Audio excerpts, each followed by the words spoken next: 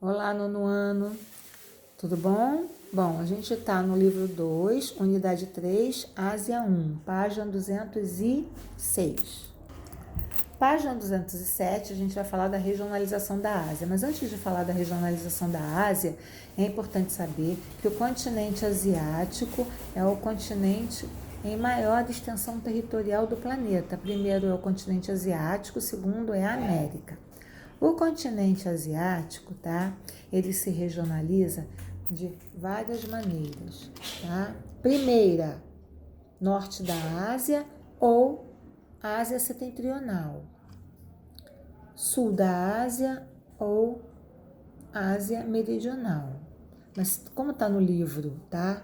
Como está no norte da Ásia, então norte da Ásia, sul da Ásia, Ásia central, Ásia oriental, Ásia ocidental e sudeste asiático, tá? Então eu botei setentrional porque é norte e meridional porque é sul, tá?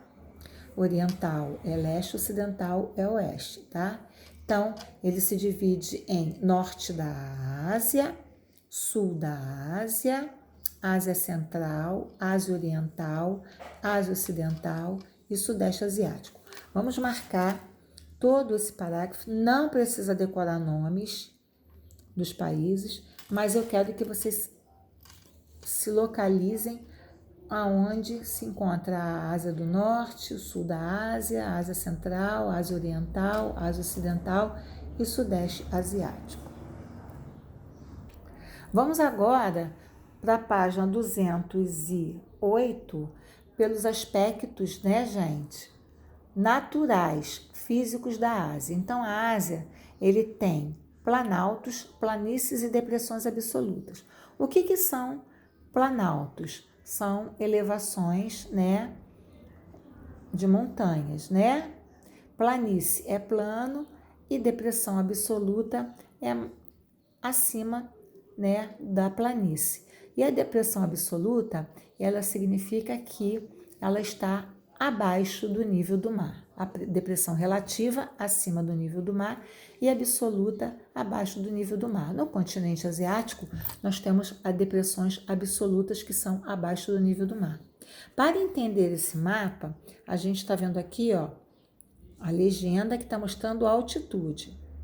Aonde tem a maior altitude é o Planalto do Tibete, onde a gente tem a Cordilheira do Himalaia. A cordilheira é uma cadeia de montanhas, é onde fica o Monte Everest, a maior montanha do mundo, tá?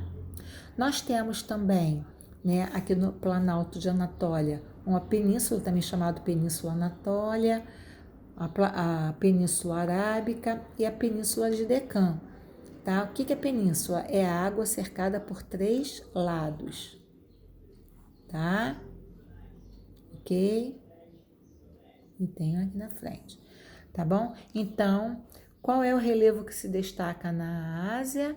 O Planalto do Tibete, que fica na cordilheira, tá, do Himalaia. Vamos marcar também, tá, o primeiro e último parágrafo, quando fala do Mar Morto, que é localizado na Jordânia, no Oriente Médio, né? Ela é uma depressão absoluta, ou seja, ela está abaixo do nível do mar, tá?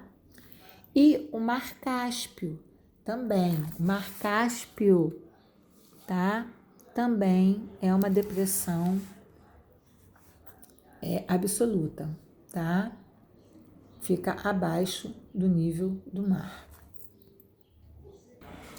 Página 209, para a gente poder entender essa dinâmica. Eu falei para vocês que no Planalto do Tibete a gente tem a Cordilheira do Himalaia e a gente tem o Monte Everest, que é a maior cadeia, né, da Himalaia. Então, como é que ela se formou?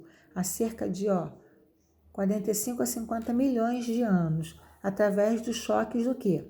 Das placas tectônicas, tá vendo? O movimento convergente, o movimento transformante foi empurrando a nossa litosfera e foi surgindo uma cordilheira. Bom, vamos para a página 210. Vamos marcar o primeiro parágrafo quando fala que o continente asiático está localizado em uma área de intensa estabilidade geológica, ou seja, ela está localizada, tá, no Círculo do Fogo do Pacífico. O que é o Círculo do Fogo do Pacífico? É onde tem uma grande intensidade de vulcanismo, tá? E terremotos, tá? Então, você sempre ouve, o Japão, né, que fica no Sudeste Asiático, teve um terremoto, né, ou teve um tsunami, né? Também houve muito que abaixo da Índia, ali no Sri Lanka, né, no sul da Ásia, a gente vê também tsunami, terremoto. Por quê? Porque aquela parte ali, ela está numa estabilidade geológica muito grande, ocorrendo o quê? Ocorrendo vulcanismos e terremotos. Vamos marcar também o segundo parágrafo, que tem em destaque a Cordilheira do Himalaia, né? Que é onde eu mostrei para vocês. Se vocês quiserem, eu vou mostrar de novo. Aqui, ó. Cordilheira do Himalaia, onde fica o Monte Everest. E os Montes Urais, que divide a Europa da Ásia. Então, vamos marcar o segundo parágrafo quando fala da Cordilheira do Himalaia e dos Montes Urais, tá? Que são os mais importantes que se destacam no relevo asiático. Vamos marcar também o terceiro parágrafo, que também a gente fala do Planalto, também estão presentes no continente. O Planalto mais conhecido é o Planalto do Pamir, considerado, né, o telhado do mundo, que ele fica entre o Afeganistão, Tajiquistão, além do Planalto Anatólia, né, e da Arábica, fica aqui, ó. Planalto do Pamir, fica por aqui, ó. Tá?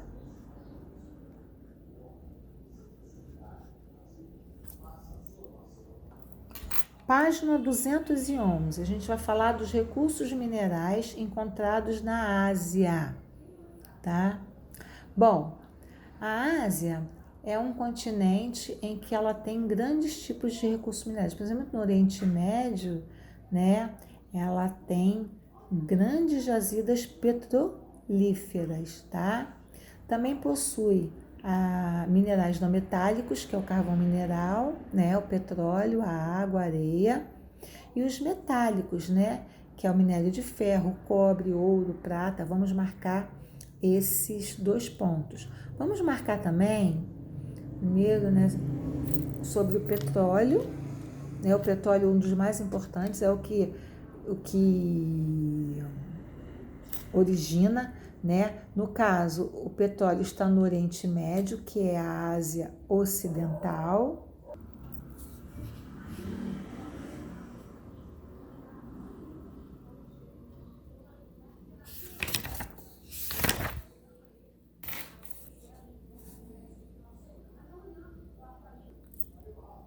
Então, o petróleo, tá?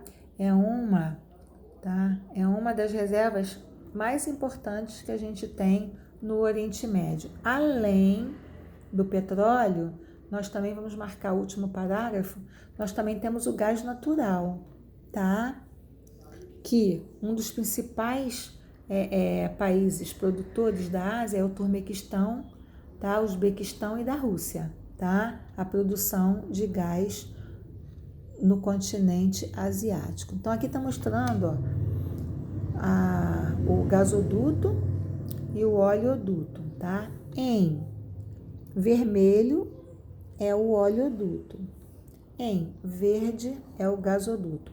Observa que a parte da Ásia Ocidental, ó, tem maior quantidade de quê? Gasoduto e oleoduto. Vamos marcar também, embaixo do mapa, o primeiro parágrafo, quando fala, dentre os países asiáticos que produzem, também utilizam na fabricação do aço, tá? É o caso da China, da Índia, do Irã, e o ferro extraído dos demais prevalece, né? O hematita e magnetita. Então, esses países aqui, ó, tá? No caso, Coreia do Norte, tá? No caso, a China, no caso, a Índia, que está ali embaixo, tá? A Turquia, que está aqui, são produtores de minério de ferro. Vamos marcar o segundo parágrafo quando a gente fala também do zinco na produção, tá? De baterias e fundações. A gente tem muito zinco na China e no Cazaquistão, tá? São produtos primordiais para a economia asiática. Bom, página 212, clima e vegetação. Eu já falei para vocês que a vegetação é decorrente do clima, tá? Então, os 5 climas que mais se destacam, tá? Na Ásia é o equatorial, é o tropical, é o desértico, é o mediterrâneo, subtropical, polar e o clima de monções, que eu vou explicar na página ao lado. Esses são os climas que mais se destacam, tá? No continente asiático, tá? Então, com certeza, a vegetação, ela é decorrente do clima. Se eu tenho um clima tropical, eu tenho o quê? Eu tenho uma floresta pluvial tropical. Se eu tenho um clima subtropical, eu tenho uma floresta pluvial subtropical. Se eu tenho um clima temperado, eu tenho uma floresta temperada. Se eu tenho um clima frio, eu tenho uma floresta de conífera ou floresta boreal, taiga. Se eu tenho um clima, se eu tenho uma vegetação, se eu tenho um clima mediterrâneo, eu tenho uma vegetação mediterrânea, tá? Se eu tenho um clima de altitude, eu tenho uma vegetação de altas montanhas.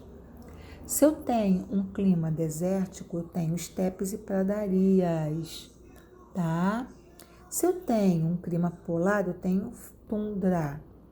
Se eu tenho um clima tropical seco, tropical seco é estepe e pradaria. Se eu tenho deserto, eu tenho semiárido.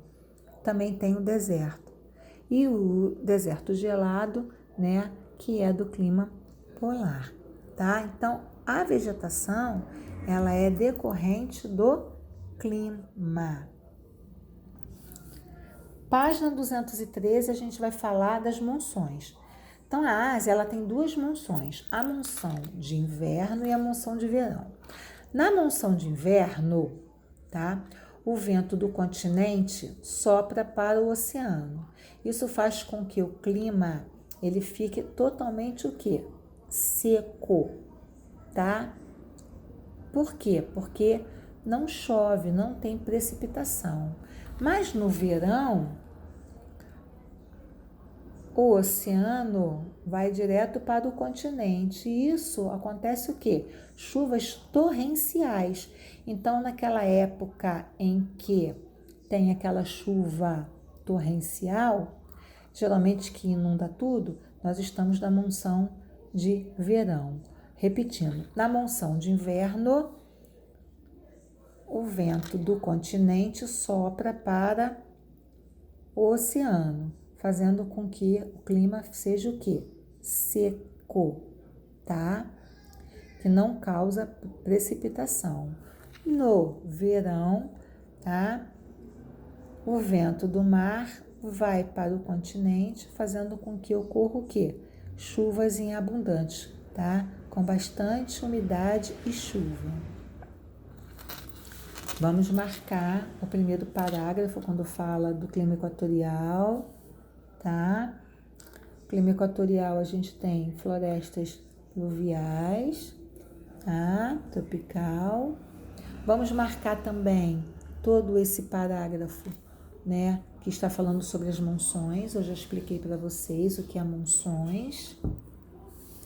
E vamos marcar tudo da floresta. As florestas equatoriais e as tropicais, tá falando, tem uma equatorial. Como é que é a vegetação equatorial? Ela é quente e úmida, então a vegetação ela é densa, é fechada.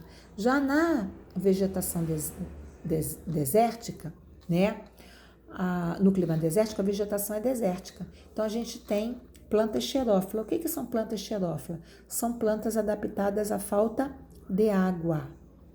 Na vegetação, no clima mediterrâneo, eu tenho a vegetação mediterrânea, que é a espécie rasteira, tá?